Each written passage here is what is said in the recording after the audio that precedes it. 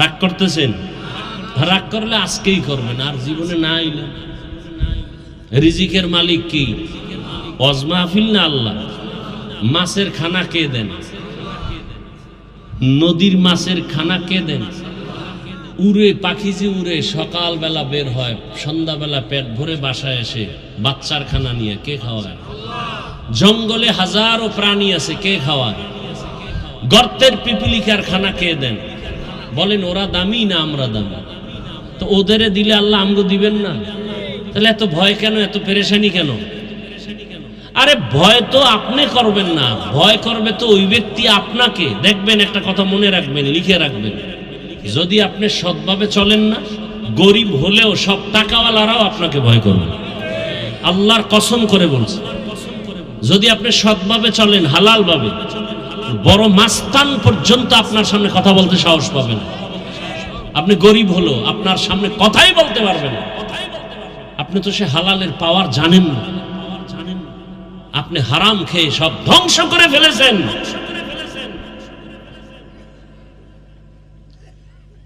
নিজের ছেলে কই, মেয়ে কই, খবর নাই। গর্ব করে আমার ছেলে এনজিওতে চাকরি করে, বেতন 30, এমনি হেমনে আরো 30, এমনি হেমনি গর্ব করে। বাবা আছে না নাই? পিপিলিকার খানা যদি আল্লাহ দিতে পারেন, নদীর মধ্যে বড় বড় নীল তিমি আছে সমুদ্রে, এক একটা নীল তিমির প্রতিদিনের খাদ্য তালিকা 1000 কেজি চিংড়ি মাছ।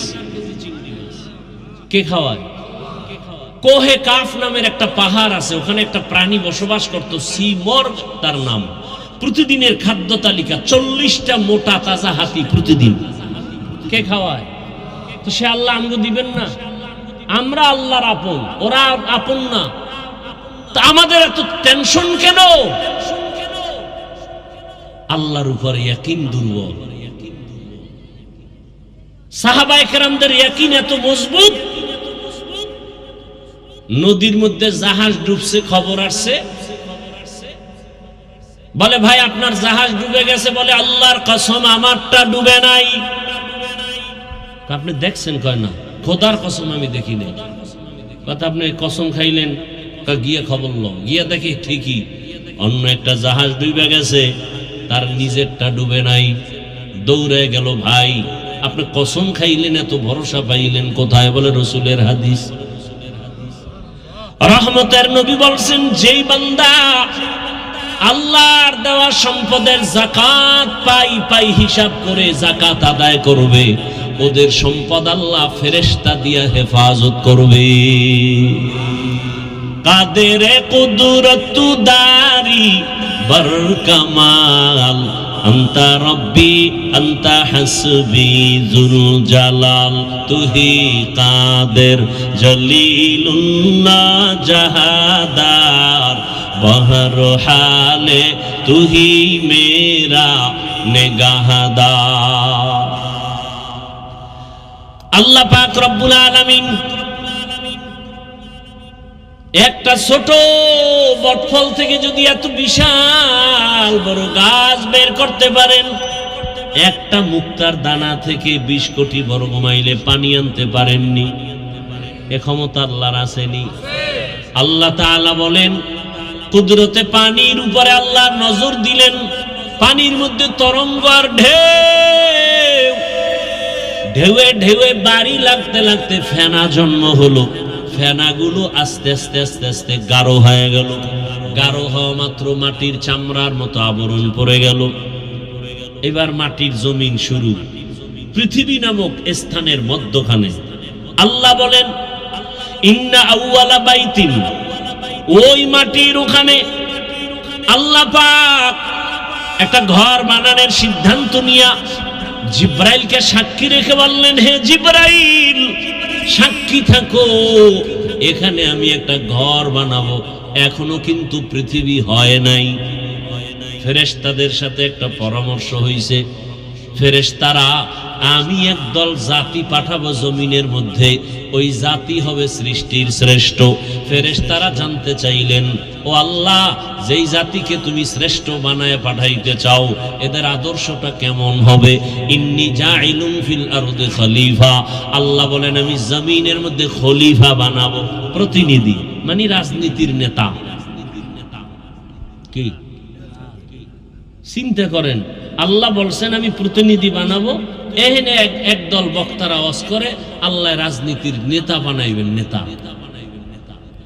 মানে অন্যভাবে ঘুরায় কয় আমি ওদিকে ঢুকলাম না, এরা অপব্যাখ্যা করে না। ভাইরা আমার, আর তাদের আদর্শটা কেমন হবে? আল্লাহ ভিন্ন আয়াতে বলেন ওয়াশ-শামসি ওয়া দুহাহা ওয়াল কামারি ইযা তালাহা ওয়ান নাহারি ইযা জাল্লাহা ওয়াল লাইলি ইযা ইয়াগশাহা ওয়াস সামাই ওয়া মা বানাহা ওয়াল আরদি ওয়া মা তাহাহা ওয়া নাফসিন ওয়া মা সাওয়াহা ফাআলহামাহা ফুজুরাহা ওয়া তাকওয়াহা। বার কিয়ামত ই জমিদার নেকো বহুত, दर क़यामत ई ज़मींदार ने को बहुत के जना दीदा गवाही हादे हाथ। আল্লাহ অনেকগুলো জিনিসের কসম করে বললেন, যেই জাতি বানাবো ওদের আদর্শটা হবে এমন, চাইলে গুনাহ করবে, চাইলে নেকও করতে পারবে। ফেরেশতারা কয় আল্লাহ, অল টাইম আমরা আপনার প্রশংসা করি, নাহনু নুসাব্বিহু বিহামদিকা ওয়া নুকদ্দিসু লাক। এ দয়ার মালিক, গুণগানের জন্য, আপনার প্রশংসার জন্য আমরাই তো যথেষ্ট। আবার এমন জাতি বানাবেন যারা অন্যায় করবে? এটা হলো ডাইরেক্ট প্রশ্ন।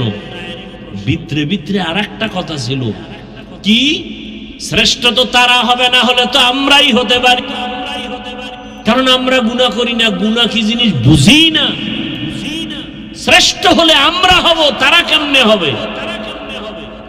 আল্লাহ জবাব দিয়ে বললেন, ইন্নী আ'লামু মা লা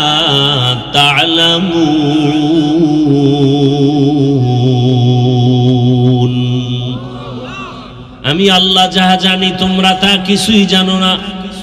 অর্থাৎ আমি আল্লাহ জানি ওই জাতি গুনাহ চাইলেই করতে পারবে, কিন্তু এমন একদল আমার বান্দা জমিনে থাকবে এরা গুনাহ করবে দূরের কথা, এদের কাছে কোনো গুনার আসরও লাগতে পারবে না। এমনও জাতি অবস্থা তাদের অন্তরে হবে। আল্লাহ পাক এইবার সিদ্ধান্ত করে ফেললেন যে ফেরেশতারা তোমরা বুঝো না কেমনে শ্রেষ্ঠত্ব দান করব, এবার তুমি বাস্তবে একটা নমুনা দেখাই। আল্লাহ নমুনা দেখাইতে গিয়া আদমকে বানাবার সিদ্ধান্ত নিলেন। ঘর বানানোর সিদ্ধান্ত আগে, এবার আদমকে বানাবেন। পৃথিবী নামের মধ্যখানে পানির উপরে মাটির আবরণ। আল্লাহ বলেন সরদার ফেরেশতাদের জিবরাইল জমিনে যাইয়া ওই মাঝখানের মাটির চামড়াটা অংশ আমার কাছে নিয়ে আস, আমি আদম রে বানাবো। জিবরাইল গিয়া মাটিরে কয় একটু চামড়া নেওয়া লাগবে, দিবে না, মনে কষ্ট। জিবরাইল ব্যর্থ হয়ে চলে গেলেন। আল্লাহ পানি নেই। আল্লাহ বলেন মিকাইল যাও। মিকাইল আইসাও পারে নাই, ফেরত। এইবার আসছে ইসরাফিল, ফেরত। রাজি হয় না। আল্লাহ কয় আজরাইল তুমি যাও তো। আজরাইল সেই কি এর আবার অনুমতি? কুদরতের হাত জিবরাইল ফেরেশতার হাতটার তালু দিয়া একটা আঘাত করছে, ওইটা পুরা চামড়া টান মেরে লয়ে দৌড়। আল্লাহ নাও। কয় দেরি হইল না? দেরি কি আবার? মাত্র জিবরাইলের হাতের তালুর মধ্যে ঢুকে গেছে পুরা চামড়া। বুঝেন আজরাইলের তো পুরা হাতটা কত বড়, এটা হলো হাতের তালু।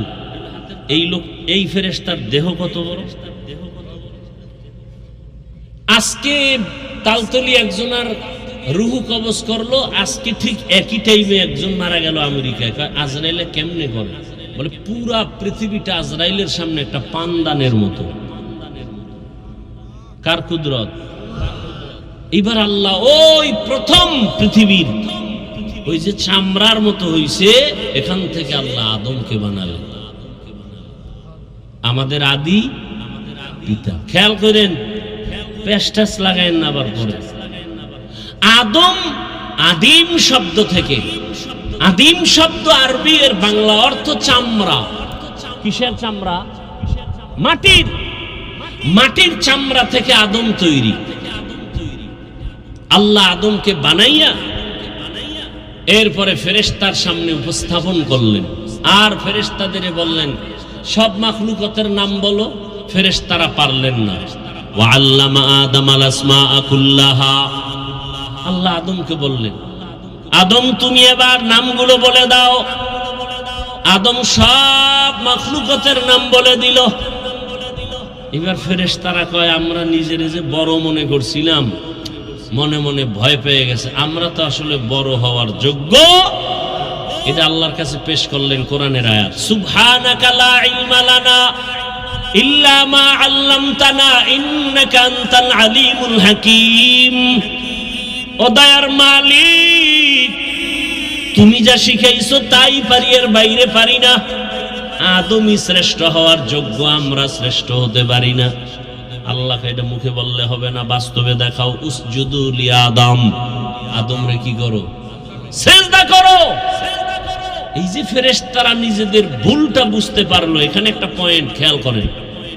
ফেরেশতারা আল্লাহর কাছে ক্ষমা চাইলো, যদিও তারা নিজেরা মনে করছেন আমাদের দুর্বলতা, ভুল, কিন্তু এটা আল্লাহর আদালতে কিনা। কথা বলেন না কেন? কি আপনাদের খারাপ লাগতেছে? আল্লাহর আদালতে কিনা, ভুল না। কিন্তু এখানে একটা পয়েন্ট মনে রাখবেন, এই যে ফেরেশতারা আল্লাহর কাছে ক্ষমার প্রার্থনা করলো, ডাইরেক্ট করে নেয়, একটা ওসিলা পেশ করছে। কি পেশ করছে? বর্তমান বাংলাদেশে ধর্ম নিয়ে, ইসলাম নিয়ে ফিতনা বেশি। পৃথিবীর কোন রাষ্ট্রে ইসলাম ধর্ম নিয়ে এত ফিতনা নাই। আমার সোনার বাংলায় যেই পরিমাণ ফিতনা, পীর মুরিদির মধ্যে যাবেন ফিতনা, টুপির মধ্যে যাবেন ফিতনা, নামাজে দাঁড়াবেন ফিতনা, আছে না নাই? হিন্দুরা ফিতনা করে না, খ্রিস্টানরা করে না, সব ইসলামের ব্যানার আলা মুনাফিকরা করে। কি আছে না নাই? আর এটা বাংলাদেশে কেন, কার বরদোয়া লাগছে, কোন বুজুর্গের বদনজর লাগছে বলা যায় না। নাইলে দুনিয়াতে আর কোথাও এত ফিতনা নেই। কি ফিতনা? এই ফিতনার মধ্যে একটা ফিতনা হলো ইউটিউবে অনেক বয়ান। আমগো বয়ান তো 50,000 লোকে শুনি, 1 লাখ লোকে শুনি। ওগো বয়ান তো সারা দুনিয়ায় শুনি। টিভি চ্যানেলে কি বয়ান? ওসিলা পেশ করে দোয়া করা বেদাত। বাস একটা মাইরে দিছে, ওসিলা দিয়ে দোয়া করা বেদাত। আর আমি চ্যালেঞ্জ করে বলছি, সারা দেশে আজও বলি, ওসিলা পেশ করে দোয়া করা সুন্নাত। ফেরেশতারা ওসিলা পেশ করলেন, ইয়া আইয়ুহাল্লাযীনা আমানু ওয়াবতাগু ইলাইহিল ওয়াসিলা। ফেরেশতারা ওসিলা পেশ করলো। কি ওসিলা? একটা আমল। কি আমলটা? কি? ওই যে শুরুতে বলছিলাম 7 আসমানের উপরে একটা কাবা আসেনি, কি নাম বলছিলাম? বাইতুল মামুর, নূরের তৈরি কাবা। মুহূর্তে মুহূর্তে 70,000 রহমতের ফেরেশতারা ওই কাবা তাওয়াফ করে। আজকে যারা সুযোগ পাইল সিরিয়ালে, কিয়ামতের আগে তাদের আর সিরিয়াল হবে না। এবার বুঝেন ফেরেশতা কি পরিমাণ আল্লাহ বানায় রাখছেন, যে আজকে একবার যারা 70,000-এর কাফেলা তাওয়াফের সুযোগ পেল, কিয়ামতের আগে আর পাবে না। এর মধ্যে সিরিয়ালে ফেরেশতা আছেই। বাইতুল মামুর, ফেরেশতারা বললেন, হে আল্লাহ, শ্রেষ্ঠ আমরা হওয়ার যোগ্য না, তবে নিজেদের মধ্যে যে একটা ভাব তৈরি করেছিলাম, ভুল হয়েছে, মাফ করে দাও। মাফের ওসিলা বাইতুল মামুরের তাওয়াফের ওসিলায় মাফ করো। আল্লাহ কয়, তোমরা গুনাহ কি জিনিস বুঝোই না? নিজে নিজে একটা ধারণার উপরে নিজের ভুল স্বীকার করে ক্ষমা চাইতে গিয়ে একটা ওসিলা পেশ করেছো, কাবার তাওয়াফ। আর আমি যাগো বানামু শ্রেষ্ঠ জাতি হিসাবে, এরা তো কত গুনাহ করবে। ইচ্ছা করে হাতের গুনাহ, চোখের গুনাহ, জবানের গুনাহ। এই যে মোবাইলের দ্বারা হচ্ছে না, সারা রাত মোবাইল ঘরে নিয়ে গুনাহ, চোখের গুনাহ, হাতের গুনাহ, জবানের গুনাহ, অন্তরের গুনাহ, কল্পনায় কল্পনায় গুনাহ। আল্লাহ মোবাইলের গুনাহ থেকে আমাদেরকে হেফাজত করেন। ভাইরা আমার, আল্লাহ পাক বললেন, ও ফেরেশতারা, তোমরা উসিলা পেশ করেছো বাইতুল মামুর, কাবার তাওয়াফ। আমার যেই জাতি বান্দা হবে শ্রেষ্ঠ, এরা অন্যায় করে ক্ষমা চাওয়ার দরকার। এদেরও তো একটা ঘর বানানো প্রয়োজন। ও জিবরাইল, যাও ওই আদমরে যেই মাটির থেকে বানানোর সিদ্ধান্ত নিলাম, ওখানে বাইতুল্লাহ নির্মাণ করো। প্রথম বাইতুল্লাহ নির্মাণ হয় জিবরাইল আমিন ফেরেশতার মাধ্যমে। এরপরে জমিনে আল্লাহ ঘর বানাইলেন বাক্কা নগরীতে। বাক্কা মানে এখন যার নাম মক্কা, আগে ছিল তার নাম। এগুলো এক ব্যাখ্যা। আর এক কথা হলো, না বাক্কা কেন বলা হয়?